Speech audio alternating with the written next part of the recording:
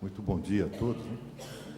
Que Jesus o Mestre seja sempre aquele conselheiro amigo, modelo e guia que Deus nos permitiu conhecer, para que os nossos caminhos sejam sempre de muita paz e muito iluminados. O professor Júlio César de Melo e Souza teve a oportunidade de, durante a sua vida encarnada na Terra, possivelmente recordando-se de uma reencarnação transata, onde deve ter passado nos desertos da Arábia e tudo mais, escrever uma série de obras a respeito das 1001 Noites. Como ele percebia que para que as suas histórias fossem aceitas, ele deveria adotar um pseudônimo, ele resolveu por ser Malba-Tahan. E Malba-Tahan escreveu histórias magníficas a respeito dos acontecimentos das 1001 Noites, as histórias orientais. Numa delas, ele narra que a verdade, sempre buscando estar presente na vida das pessoas, por ocasião das comemorações do chamado Ramadã do Islã, ela resolveu que deveria adentrar ao palácio do sultão Harun al-Rashid.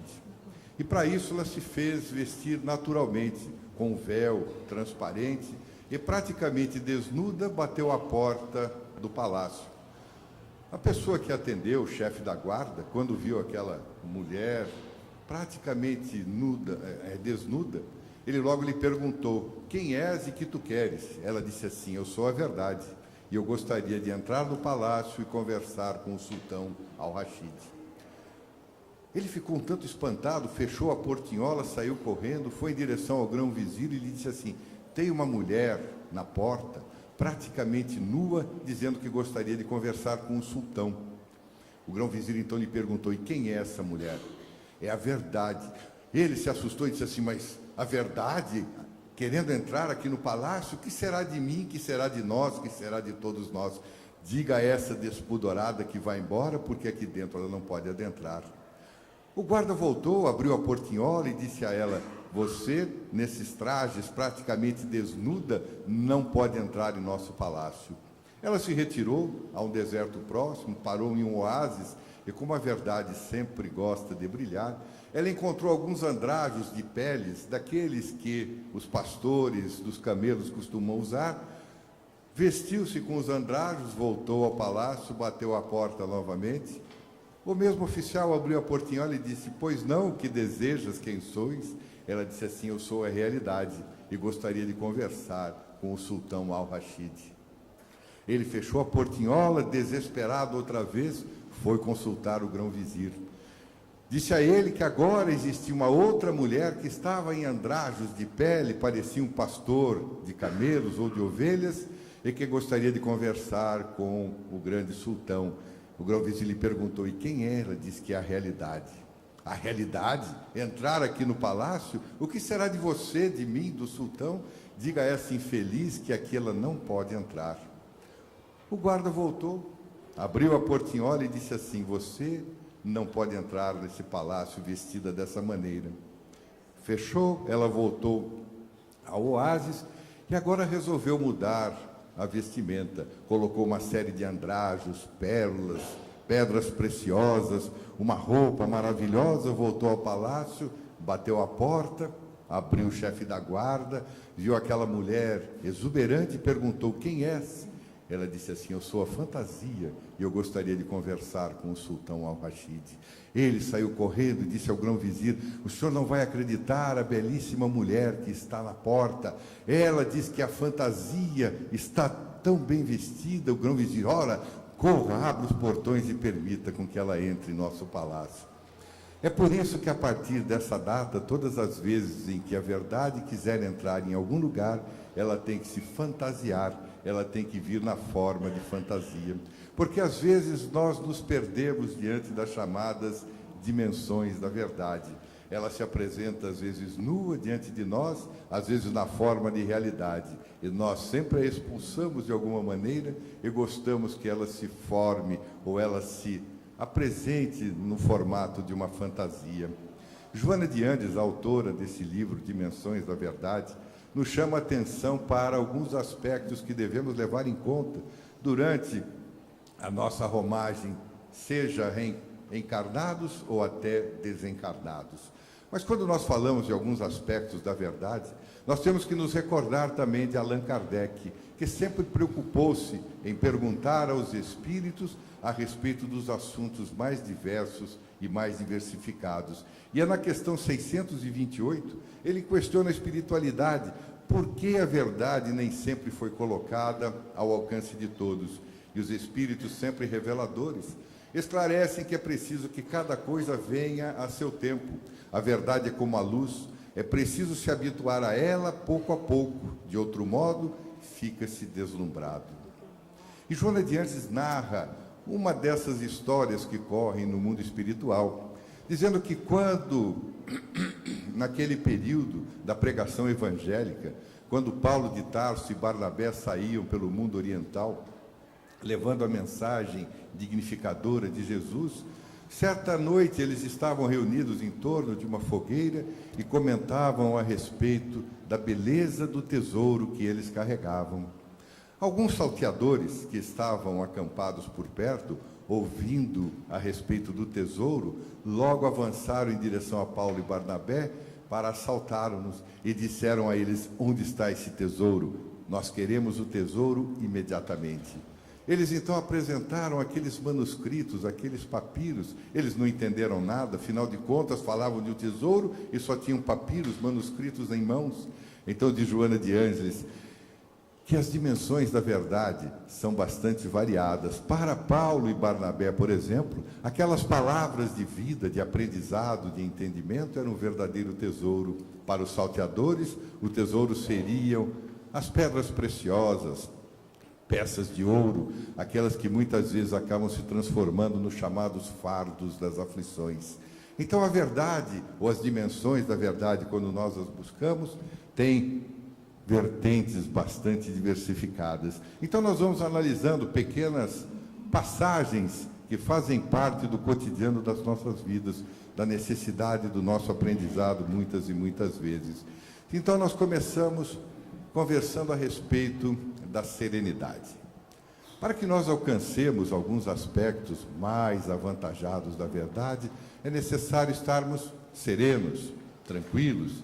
E Joana de Ângeles diz que a faina incessante da vida moderna, a sede de conforto supérfluo, a ânsia pelo prazer exorbitante, as demandas injustificáveis, são apresentadas invariavelmente como fatores básicos para explicar os desequilíbrios da emoção que atormentam o homem e a mulher. Nós sabemos das dificuldades do nosso dia a dia, as necessidades às quais nós temos que dar conta. E isso acaba trazendo uma série de infortúnios, desesperos, e nós perdemos a serenidade. As histórias, nós sempre gostamos das histórias, principalmente as orientais, elas sempre têm um certo conteúdo que nos faz pensar ou raciocinar um pouquinho mais a respeito do nosso cotidiano. Uma delas narra que na Índia Antiga havia em uma certa cidade, uma certa localidade, dois personagens bastante conhecidos então. Um deles era um ladrão. Ele roubava as pessoas, vivia embebedado e mentia mais do que respirava. Parece político brasileiro, mas tudo bem.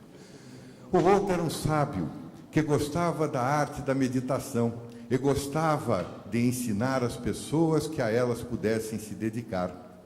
Uma certa ocasião, então, o ladrão resolveu aproximar-se do sábio, buscou nas montanhas mais geladas até que encontrou seu casebre e disse-lhe que gostaria de aprender a meditar. O sábio olhou para ele, roçou as longas barbas brancas e disse assim: mas eu conheço, eu sei quem você é, eu sei das suas atitudes, das suas atribuições. Se você quiser realmente aprender a meditar, eu vou lhe dar a seguinte condição: que você pare de roubar, de beber e de mentir. Ele baixou a cabeça, saiu desesperado daquela entrevista, ou daquele encontro, e pensou: como é que eu vou fazer? Se eu parar de roubar, é a minha vida, eu dependo do roubo. Se eu parar de beber, ora, é o único lazer, a única diversão que eu tenho. Então eu vou parar mesmo de mentir, eu vou tentar e vou deixar de mentir. Mas naquela mesma noite, ele já tinha planejado um assalto, um roubo novo. e ele roubaria todo o tesouro do rei da cidade. Ele então vestiu-se como ladrão contumaz, pulou as muradas do palácio e, quando ele estava no jardim, se deparou com a outra pessoa. Os dois se assustaram um diante do outro. Então o personagem que já estava dentro do jardim perguntou: quem é você? Ele se lembrou que ele deveria parar de mentir e disse assim: eu sou ladrão. Mas o que é que você está fazendo aqui? Eu vim roubar o tesouro do rei. O rei, então, percebendo aquela situação, já havia participado de outras situações inusitadas, disse a ele assim: pois bem, eu também sou ladrão, e eu vim aqui pela mesma razão. Só que veja, eu já cheguei antes e eu já tenho a chave do cofre do tesouro do rei. Então, se você me permitir, eu vou até lá, pego tudo que houver e nós dividimos o roubo. Ele disse: está bem. O rei foi, abriu seu cofre, tirou todo o seu tesouro e deixou apenas um diamante naquele local.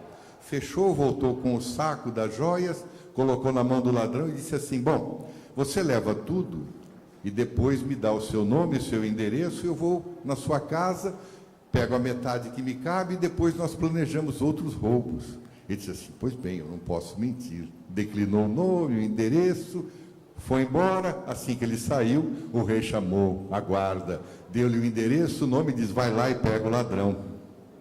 Quando a guarda trouxe o ladrão, o secretário, todos estavam ali naquele parque do rei. O rei então olhou para o ladrão e disse assim: mas o senhor é terrível, hein? O ladrão disse assim: mas como? Eu paro de mentir, o senhor é que é o rei, vem e mente para mim?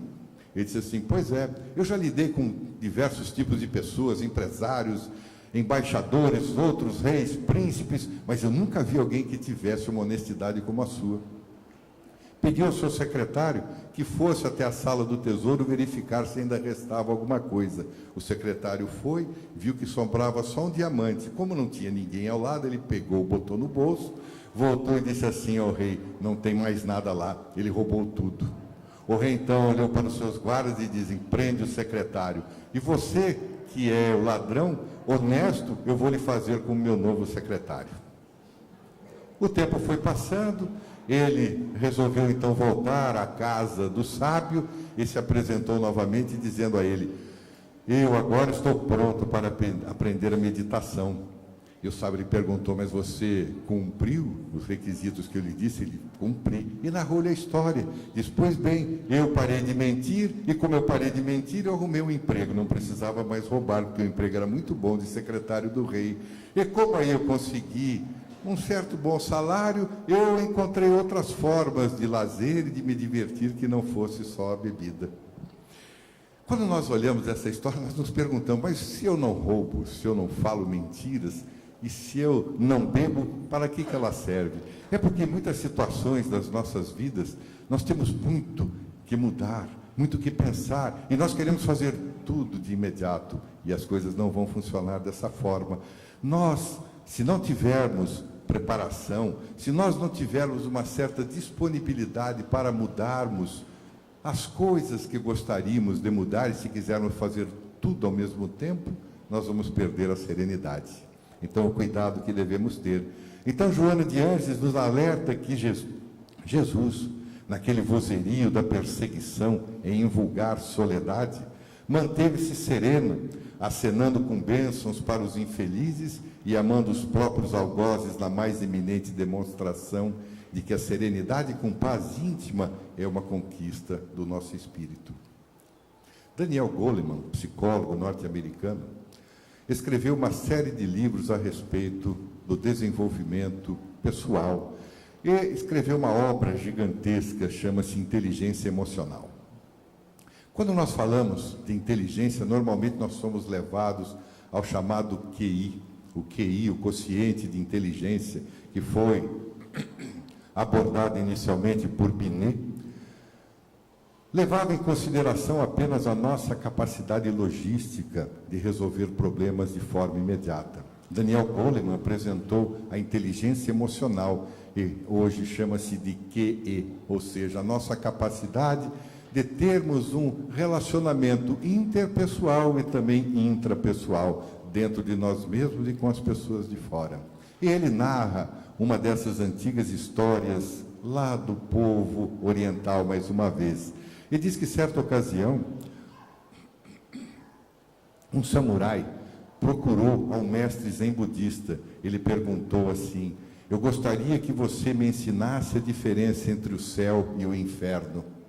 O mestre zen budista olhou para ele e disse: você é muito ignorante para que eu perca meu tempo com a sua pessoa. Ele não lhe deu resposta. O samurai ficou tão irado, botou a mão na espada, puxou a espada, virou para o mestre budista e disse assim: eu poderia matá-lo pela sua impertinência. O mestre, com tranquilidade, redarguiu e disse: isso é o inferno. Ele percebeu da sua raiva, colocou a espada de volta na bainha e o mestre redarguiu novamente: isto é o céu. Então veja a serenidade, o cuidado que nós devemos ter para com nós mesmos, para as nossas ações, principalmente para as nossas reações. Mas Joana de Ângeles também nos fala a respeito do labor intransferível. Ela diz que, clareado então intimamente pelas fulgurações da fé, que hoje banha de suaves consolações o teu espírito, começa a tarefa imediata de esculpir no coração e na mente as diretivas que te deslumbram, vivendo desde agora a era da felicidade que te falam as excelsas mensagens da verdade. O livro dos Espíritos, eles são tão bonzinhos que quando Allan Kardec perguntou a eles qual era o limite do trabalho, eles responderam de uma forma muito simples: o limite das suas forças. Devemos trabalhar até o limite das forças. Jesus dizia: meu pai trabalha até hoje. Eu me recordo sempre de Valdo Pereira Franco, quando teve um problema bastante grave, uma angina pectoris, estava numa situação deplorável de saúde. E certa noite havia uma reunião na Mansão do Caminho, uma reunião doutrinária, e ele estava repousando quando o Espírito Joana de Ângeles lhe apareceu e disse assim: meu filho, nós temos uma reunião agora, você não vai? Ele então disse: mas minha irmã, veja a minha situação, eu estou 95% morto, como é que a senhora quer que eu vá? Ela então disse: mas meu filho, eu estou 100% morto e vou. Então veja como é que as pessoas nos comportamos diante das dificuldades do labor intransferível. Uma das histórias mais fascinantes a respeito da nossa capacidade de trabalhar, principalmente em função daqueles que mais necessitam, é de Maria de Magdala. Alguns chamam Maria Madalena, mas era Maria de Magdala, pois ela era da cidade de Magdala. Madalena foi uma latinização do nome. Na verdade, chamava-se Miriam, porque o nome Maria não existe no hebraico. Miriam era o nome correto, latinizou Maria Madalena, Maria ou Miriam de Magdala. Quando, após Jesus retornar ao mundo espiritual, os apóstolos começaram as suas viagens conforme as recomendações do Mestre. E ela, então, por ser mulher, aquela ocasião era uma dificuldade bastante grande para que as mulheres pudessem mostrar a sua capacidade de pensar, as suas atitudes mais fantásticas, que as mulheres, quando resolvem ter atitudes, elas passam à frente. Me recordo também o Divaldo, certa ocasião, e Joana de Ângeles é uma feminista no bom sentido, sem arrumar diatribes, sem arrumar confusões. Então Divaldo falava a respeito de um certo personagem da história, ele disse assim: e atrás de todo homem, de todo grande homem, há uma grande mulher. Joana de Ângeles disse assim: por que atrás? Ele diz: não, porque depois ela vem ao lado, passa na frente e carrega o homem adiante. Então Maria de Magdala estava solitária na praia de Dalmanuta, que também estava ao redor do lago de Genezaré, quando ela pensava a respeito daquelas verdades que Jesus havia disponibilizado a todos, quando ela viu se aproximar um grupo de pessoas, estavam meio trôpegas, meio cansadas. Ela então se aproximou do grupo e percebeu que eram pessoas vindas da Síria, lá ao norte da Palestina, e todos eles eram portadores da hanseníase. Então disseram a ela que estavam em busca daquele que poderia curá-los. Ela então lhe disse que Jesus havia retornado ao mundo das causas, mas havia deixado uma mensagem fascinante. E durante toda a noite ela discorreu a respeito da mensagem de Jesus, dizendo o quanto ela gostaria de ser um lago de águas cristalinas e que pudesse, através desse cristal da água, mostrar a beleza da mensagem do Mestre. Na manhã seguinte, todos, um tanto quanto desanimados, foram expulsos da praia de Dalmanuta para que fossem ao Vale dos Imundos. Maria viu que eles se afastavam, correu em direção a eles e disse: me espere, eu vou com vocês. E foi ela também ao Vale dos Imundos viver e auxiliar a todos aqueles que necessitavam. Todas as tardes, ela subia em uma pequena pedra e dizia assim: meus irmãos, vós, os leprosos, os rancenianos, e discorria a respeito das histórias de Jesus. Uma certa tarde, decorridos mais de 10 anos, ela foi banhar-se, percebeu uma pequena mancha roxa no alto do seu peito, pegou uma pedra, cravou, nada sentiu. Voltou, subiu a pedra e naquela tarde ela começou dizendo: meus irmãos, nós, os rancenianos, e discorreu a respeito das histórias de Jesus.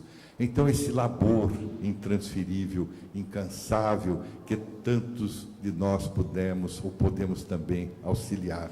Então, Joana de Ângeles complementa a história dizendo que com o Espiritismo, recém-chegado ao discernimento humano, em hora crucial de sossobros morais e delinquências sociais, ressurgem as luminosas oportunidades de exercitar o Cristo íntimo no trabalho de renovação pessoal, intransferível e inadiável.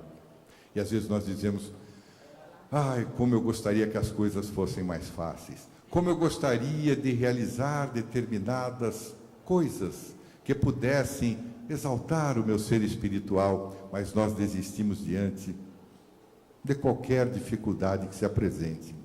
O escritor, o historiador Plutarco, da antiga Grécia, ele teve a oportunidade de escrever a respeito de Demóstenes.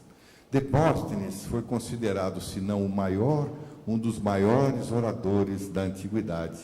Mas quando ele começou a sua carreira como advogado, ele era constantemente vaiado no púlpito onde se apresentava, porque ele tinha uma dificuldade muito peculiar de lidar com as palavras. Ele tinha dificuldade em profundas limitações.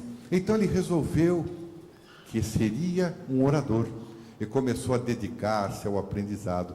Veja, ele, para melhorar a sua dicção, que era péssima, ele colocava pedras, seixos na boca e declamava poesias sem parar, até que melhorasse a sua dicção. Ele ia na praia e buscava falar mais alto do que o marulhar, do que o barulho das ondas, para que o seu vozerio fosse bastante bem entendido. E com essa dedicação, ele tinha que ler muitas obras, muitos livros, para que cada vez mais pudesse entender o conteúdo daquilo que ele iria declamar ou daquilo que ele iria apresentar nas suas peças de oratória. Mas sempre, em todas as situações, aparece alguém que gosta de nos passar uma certa rasteira, que vem sempre com uma crítica, mas de forma indevida, nunca construtiva. Epítias, que era um certo inimigo naquela época de Demóstenes, dizia que ele tinha um conhecimento, mas que cheirava a lamparina. Alguém já viu a lamparina? Hoje nós temos luzes de todo quanto é forma. Na antiguidade nós não tínhamos luz elétrica, então a lamparina era um pote onde nós colocávamos um óleo combustível e um pavio que iluminava mais ou menos aquilo que estivéssemos lendo. Então, para que nós pudéssemos ler alguma coisa, tinha que colocar bem perto. E às vezes o que é que acontecia? Queimava as pestanas. Por isso que até hoje a gente diz, quando alguém está estudando muito, nós dizemos: está queimando a pestana. É por causa da lamparina daquela época. Então, Demóstenes, para que ele pudesse estudar e aprender, ele usava da lamparina. E, naturalmente, ela solta uma fumacinha e leva um cheiro da lamparina. Demóstenes, muito tranquilo, disse assim: mas a lamparina, eu posso dizer a você que é um grande instrumento de aprendizado. É um grande instrutor nas nossas vidas. Demóstenes terminou a sua vida reconhecido como um dos maiores e mais especiais oradores da história. Pítias Só se falou dele quando ele criticou Demóstenes, foi esquecido pela história. Então, o labor intransferível, a necessidade que nós temos de estabelecer os mais profundos princípios do trabalho. Afinal de contas, como disseram os Espíritos, e nós já comentamos, qual é o limite do trabalho? Até onde nós devemos trabalhar? Até o limite das nossas forças. Nós não conhecemos ainda os limites das forças. Mas nós temos que olhar para o sofrimento. Porque Joana de Ângeles fala a respeito do exame que devemos fazer do sofrimento. Jesus tinha dito de uma forma muito simples: no mundo só tereis aflições. Mas ele dizia: recordai-vos sempre de mim, eu venci o mundo. E nós muitas vezes queremos vencer no mundo, o que é um pouco diferente. Então Joana de Ângeles diz que fugir da aflição, libertar-se da dor, esquecer que se sofre, exclamam os simplistas que pensam em solucionar o magno e palpitante problema do sofrimento, não o considerando. Como é que nós podemos não considerar o sofrimento? Se nós, naturalmente, passamos por uma série de dificuldades, praticamente todos os dias, se nós não passamos, sempre tem alguém próximo de nós que, por alguma razão, está diante de um sofrimento ou de um momento muito peculiar, daquele agravante que muitas vezes nós queremos fugir. Então, se nós nos recordarmos das dificuldades, vamos lembrar Francisco de Assis. As tradições espíritas diz que ele é a reencarnação de João, o evangelista. Era um homem de uma pureza de coração bastante grande, mas certa ocasião resolveu adentrar as chamadas cruzadas e foi à região da África, muito seca.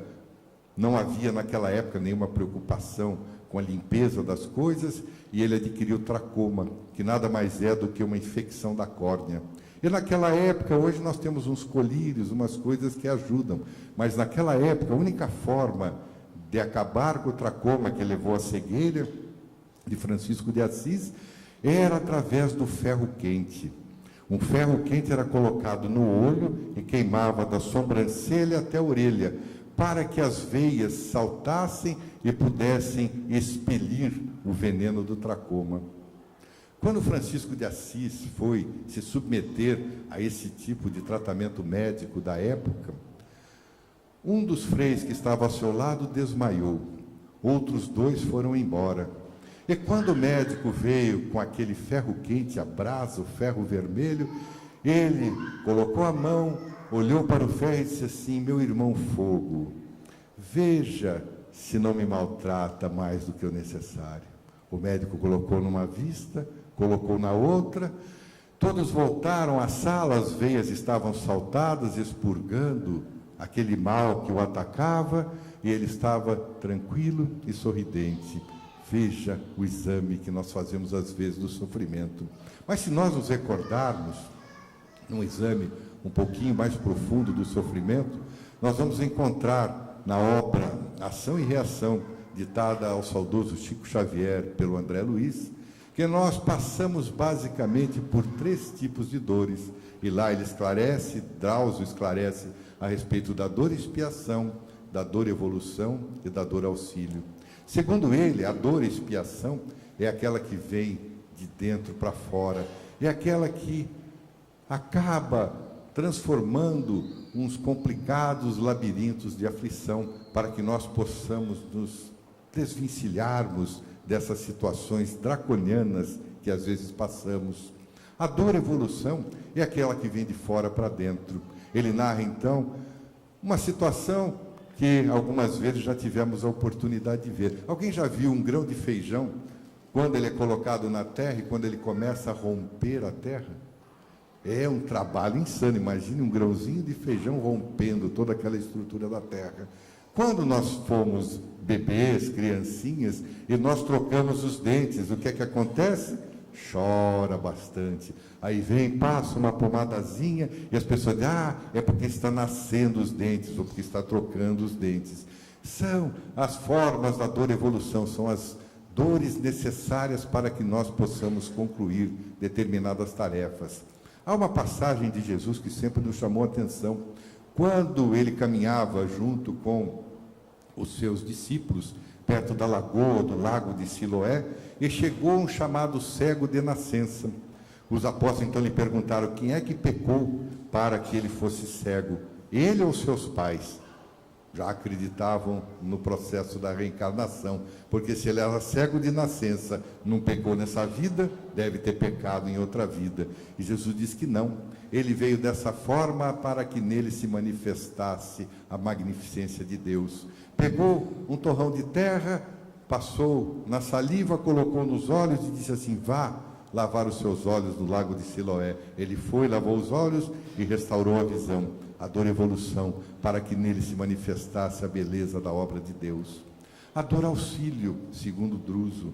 Muitas vezes nós somos acometidos por aquelas enfermidades, aquelas degenerescências naturais, que fazem parte do cotidiano. Todos nós já vimos pessoas que passaram, ou muitas vezes nós mesmos passamos, a chamada dor auxílio. Nós temos trombose, hemiplegia, até câncer, quando ele é penosamente suportado. São algumas doenças que nos mantêm em recolhimento. E quando nós estamos em recolhimento, nós paramos, analisamos, pensamos. São as dores auxílio. Eu conheci pessoas que tinham problemas renais bastante profundos, pessoas com cirrose aguda. E um dia um amigo me disse: mas eu nunca bebi. Eu disse: pois é, nessa vida. Mas é uma forma de que ele se mantém afastado da bebida, porque foi acometido de um problema bastante grave.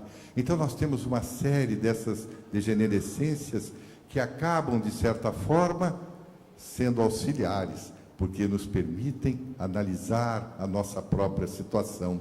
Então, quando nós olhamos para esses aspectos do sofrimento, sempre nos recordamos de Jesus, que em todos os instantes sofrendo, exaltou o amor e a bondade como rota de iluminação, pacífico e excelso, prosseguindo imperturbável. Existem muitas histórias a respeito de Jesus, das suas passagens, dos momentos bastante graves, mas um deles sempre me chamou a atenção. Quando Judas de Iscariotes também é uma latinização, porque ele era da cidade de Queriote, na Judéia, Judas pensava que se ele fizesse com que Jesus fosse atormentado ou acolitado de alguma forma, ele faria com que eclodisse a grande revolução e libertasse o povo judeu do tacão governante dos romanos naquela época. Então ele foi e vendeu por aquilo que chamam das 30 moedas, imaginando que Jesus pudesse destruir com os exércitos, com a sua força, o seu grande poderio. Mas Jesus era um pacífico e pacificador. Então Judas, quando entregou Jesus ao Sinédrio, dizendo a eles que sabia onde ele se encontrava, que ele estava no jardim do Getsêmani, os soldados disseram: pois bem, mas nós não conhecemos Jesus, então tu tens que ir à frente, e quando chegar lá, tu é que tens que identificá-lo para que nós possamos trazê-lo à prisão. E Jesus sabia daquilo que iria acontecer, porque quando Judas chega ao Getsêmani, acompanhado por aquele séquito de soldados do Sinédrio, ele sabia daquilo que iria acontecer. E num ato tão extraordinário, ele se aproxima de Judas, o abraça e pergunta: a que vens, meu amigo? Eu sempre fico pensando, quem é de nós que teria capacidade de, diante de uma expectativa tão grave de um sofrimento que seria a morte, encontrar aquele que vai levá-lo até os soldados que o matarão, dizer a ele: a quem vens, meu amigo? Ele abraçar. Então, quando nós examinamos o sofrimento, nós temos que fazer uma análise não superficial, muito profunda, entendendo que o aguilhão da dor é o grande motivador da nossa evolução. É através, muitas vezes, do sofrimento que nós conseguimos adentrar uma nova era, uma nova conquista. Então, Joana de Ângeles nos chama a atenção para que não seja necessário o nosso desespero injustificável. Ela diz assim: pensas, aceitei confiante a fé, e a luta me parece então mais rude. A fadiga me segue, o desespero me cerceia. Tenho a impressão de que forças tiranizantes me amesquinham, comprazendo-se com os meus tormentos. Às vezes nós adentramos o Espiritismo, né? E as pessoas então imaginamos que naquela condição de pensamento mágico, os espíritos vão resolver todos os nossos problemas. Eu sou espírita, então os espíritos vão resolver meus problemas. Dor, dificuldade? Não. Basta eu chamar meu anjo da guarda. Coitado do anjo da guarda, é o tempo todo. Agora me ajuda nisso, me ajuda naquilo, me faz isso, me faça aquilo, como se eles fossem meros serviçais. Na verdade, a função deles é não nos deixarmos incorrer nos mesmos erros que nós já cometemos. Então, eles não vão resolver os nossos problemas. Se fosse dessa forma, a nossa vida seria bastante simplificada. Nós simplesmente estalaríamos o dedo, chamaríamos os espíritos e eles resolveriam nossos problemas. O Chico tinha causos, como todo bom mineiro, sempre repleto de causos.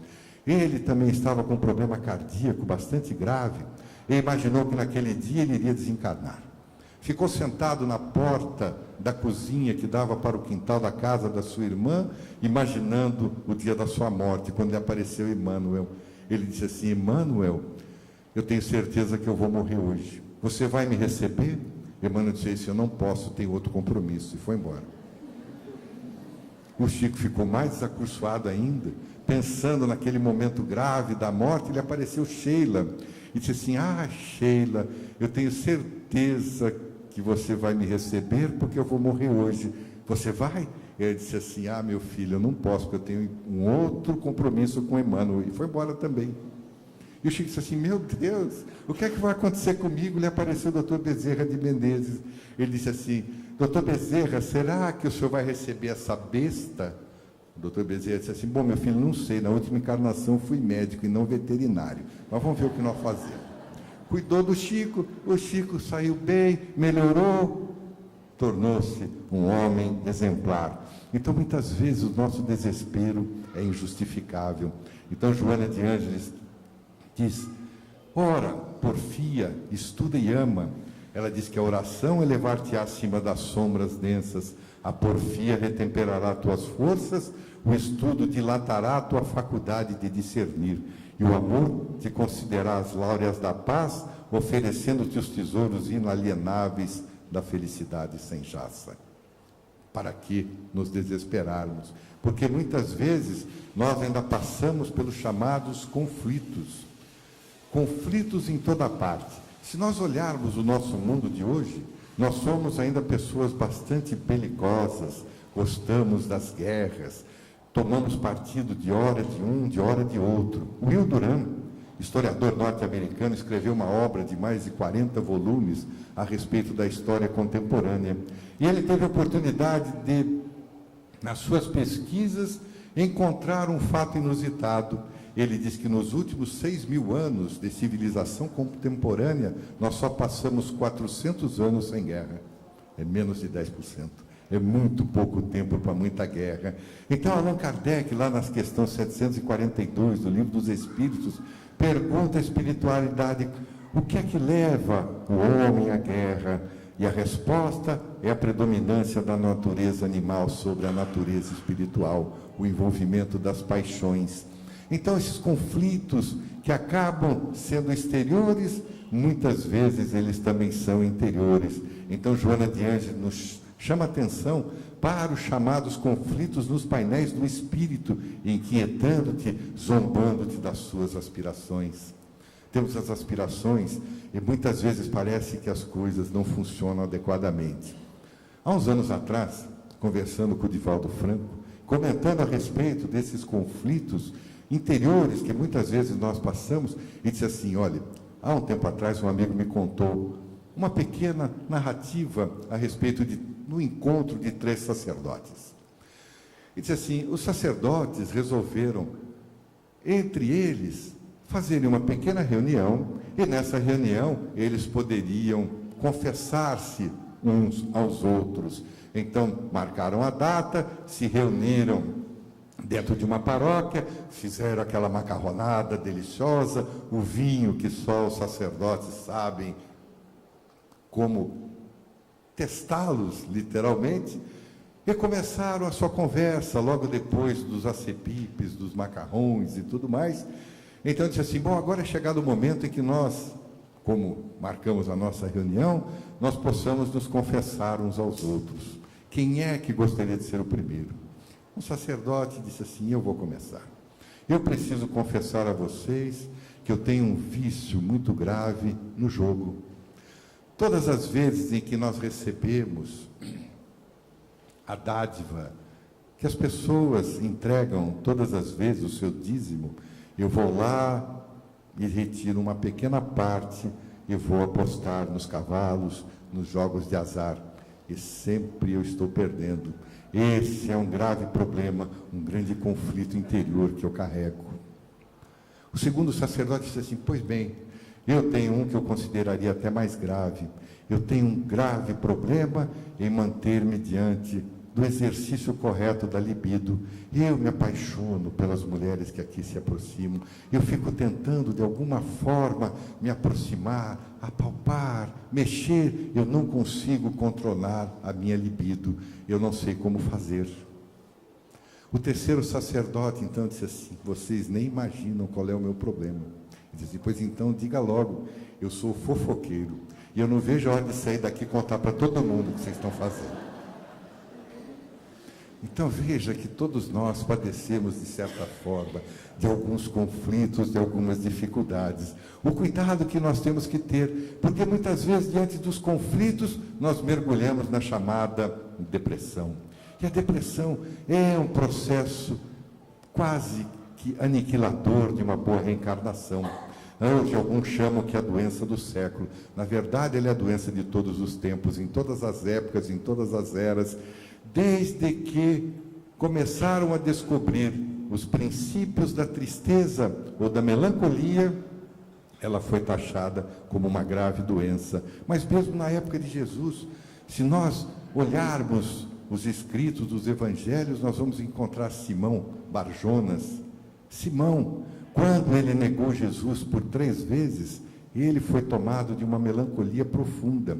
E narra o evangelho que, sob o olhar complacente de Jesus, ele caiu em si e chorou copiosamente. Chorar copiosamente é um dos aspectos da depressão. Mas o Judas Iscariote, de quem comentamos agora há pouco, quando ele viu que o seu intento não teve ou não obteve sucesso algum, o que é que ele fez? Ele se enforcou, ele se matou. É o processo final da depressão. Então, cuidado que nós devemos ter, porque imagina-se que hoje aproximadamente 10% da população mundial sofre, em algum momento, com a depressão. Imagina-se que mais de 120 milhões de pessoas são depressivas crônicas. Hoje, a Organização Mundial da Saúde considera a depressão a 4ª doença mais importante no mundo, mas acredita-se que até o ano de 2020 ela será a 2ª. Se nós levarmos em consideração que a doença que mais mata no mundo são os ataques cardíacos, são as doenças cardíacas, quantas delas não são originadas pelos processos depressivos? A depressão mata muito mais do que se imagina. Andrew Solomon, jornalista norte-americano, escreveu uma obra de mais de 600 páginas e que ele intitulou O Demônio do Meio-Dia. Ele mesmo, um depressivo crônico, e fala a respeito das suas dificuldades em entender por que é que ele não consegue abandonar o processo da depressão. Hoje nós sabemos que a falta de neuropeptídeos na área cerebral, como o caso da serotonina e da noradrenalina, acabam causando ou impedindo com que haja a comunicação neuronal, e com ela acaba entristecendo a pessoa. Chegar à conclusão também de que uma pessoa que nasce de um pai ou de uma mãe depressivo tem a probabilidade de 30% de também ser depressivo. Mas se nascer de um casal em que o pai e a mãe são depressivos, a probabilidade sobe para 70%. Mas Desconsiderando-se esses aspectos hereditários e psicossociais, na obra Tormentos da Obsessão, que foi ditada pelo espírito Manuel Filomeno de Miranda, o doutor Inácio Ferreira faz algumas considerações. Ele diz que a depressão, mesmo como ela decorre de uma psicogênese hereditária ou de fatores psicossociais, a sua causa profunda se encontra dentro do ser espiritual, endividado e que renasce para libertar-se daquela injunção pessoal, para que ele possa, através da sua dinâmica de vida, libertar-se dessa situação. Então, Joana de Ângeles nos fala a respeito da depressão, os aspectos do egoísmo egocêntrico, do eu, do meu, da minha, desgosto da minha vida, frustração pela minha vida, perda de algo meu, não conquistei para mim, tristeza na minha vida. Normalmente são aspectos que acabam nos levando invariavelmente aos processos depressivos. E esse processo depressivo acaba se instalando e muitas vezes nós imaginamos que depois que morrer ele vai embora. Não vai. Joana de Ângeles narra um caso na Argentina, quando Divaldo esteve lá pela primeira vez, ele foi recebido pelas pessoas que estavam inaugurando o trabalho espírita nas terras argentinas. Era o presidente da Federação Argentina Espírita. Recebeu-os na casa deles, foi apresentado a filha, que era uma filha adotiva. Então, Joana de Ângeles narra para Divaldo a história daquela moça. Ela era uma antiga meretriz, na cidade de Buenos Aires, e que acabou tendo um apaixonado por ela. Um dos seus contumazes fregueses, era um homem casado, com 2 filhos, se apaixonou por ela. Quando ela percebeu aquela situação inusitada, ela se afastou, mudou de Buenos Aires e o seu amante ficou em uma profunda depressão. Ele, todos os dias, nas quartas-feiras, que ele costumamente se encontrava com ela, ele se dirigia ao mesmo bar, ao mesmo local. Ela não estava, ele se embebedava e se entristecia cada vez mais, até que ele veio, uns 2 ou 3 anos depois, a desencarnar. Nesse meio tempo, a moça tomou contato com o espiritismo, através daquele casal que ora recepcionava Divaldo. Eles, então, tomaram-no como uma filha adotiva. Ela foi estudar direito, formou-se em direito, enamorou-se de um outro jovem que conhecia todo o seu histórico e depois de alguns meses de casamento, ela engravidou. Ela engravidou daquele que tinha sido o seu amante, que morreu triste, viveu triste na erraticidade, e para que ele pudesse tentar mudar os aspectos da sua tristeza, da sua depressão, reencarnaria como filho daquela que ele amara no passado. Ele nasceu e era uma criança notadamente triste, o tempo todo. Desencarnou com 10 anos de idade, triste. Então veja que o processo da depressão pode nos acompanhar de encarnação em encarnação. Então os cuidados que nós temos que ter. Então Joana de Ângeles, que para nós abandonarmos o eu que encurva a alma, nós temos que buscar o nós, que expande a alma. O eu fecha a porta do coração, o nós abre a porta. O eu deprime, o nós faz sorrir. Então, quando nós estivermos diante dessas dificuldades, da depressão, dos nossos conflitos, nós temos que nos recordar que, de fato, Jesus, silenciosamente, abraçou a cruz do abandono e sofrimento, enquanto o mundo inteiro se demorava na busca da glória efêmera para alçar-se à grandeza celeste, donde nos ajuda e segue até hoje, sem conflitos, sem aflições. Por isso é que Kardec, quando pergunta na questão 625 do Livro dos Espíritos, qual é o espírito mais nobre que Deus nos permitiu para que nos servisse de modelo e guia? A resposta é muito simples: Jesus. A tranquilidade com que Jesus operacionalizava a sua própria situação. Veja que o tempo todo ele era atormentado por alguém. Eu disse assim: meu Deus, Que paciência, por isso a paciência é uma das maiores virtudes que nós podemos adquirir. Porque o tempo todo ele estava sendo acolitado pelos escribas, pelos fariseus. O tempo todo lhe perguntavam coisas estúpidas. A quem nós devemos honrar? Se é o teu Deus ou se é César? Ora, honre a cada um diante das suas próprias circunstâncias. Dai a César o que é de César, a Deus o que é de Deus. O tempo todo perguntavam, quando ele declama aquela bela poesia do bom samaritano. Os samaritanos eram odiados pelos judeus, porque a Samaria havia sido conquistada pelos fenícios, e eles haviam, naquela época, feito deles escravos. Conviveram com as mulheres, nasceram os filhos bastardos. Então o judeu, que é idealista da raça pura, ele não poderia aceitar que aqueles samaritanos que eram misturados pudessem conviver. Jesus usa da figura do bom samaritano para o ódio cada vez maior dos judeus, ou para que eles pudessem, na verdade, pensar a respeito daquilo que deviam ou não deveriam fazer. Então, o cuidado que nós temos que ter, porque as nossas vidas são repletas de desafios. E João adiante diz que para o cristão decidido, em luta por uma conduta integral, a vida moderna é um perene e áspero desafio. São atrações do que se convencionou chamar vida fácil. Os mais suedes empecilhos à vida correta na diretriz evangélica. Sempre temos desafios diante de nós. Todos os dias, a todos os instantes. E às vezes lidamos com eles com tanta naturalidade, com tanta serenidade, que quando passa nós dizemos assim, que maravilha, foi embora. O Chico teve lá as suas dificuldades. Quando ele foi excomungado da igreja, carta excomungatória, foi um choque para ele. Ele era católico, havia sido coroinha, dedicava-se à igreja, foi excomungado. Então Emmanuel apareceu e disse assim, Emmanuel, peça a Maria de Nazaré, que por favor mande uma mensagem para mim, eu estou tão desalentado. O tempo passou, 15 dias, Emmanuel apareceu e disse, tem alguma mensagem? Era um pouquinho ansioso também, disse, ainda não, 30 dias, 40 dias, o Emmanuel disse assim, ele trouxe uma mensagem de Maria de Nazaré, e disse assim, então me diga, ela disse assim, para você, tudo passa. E o que mais? Mais nada.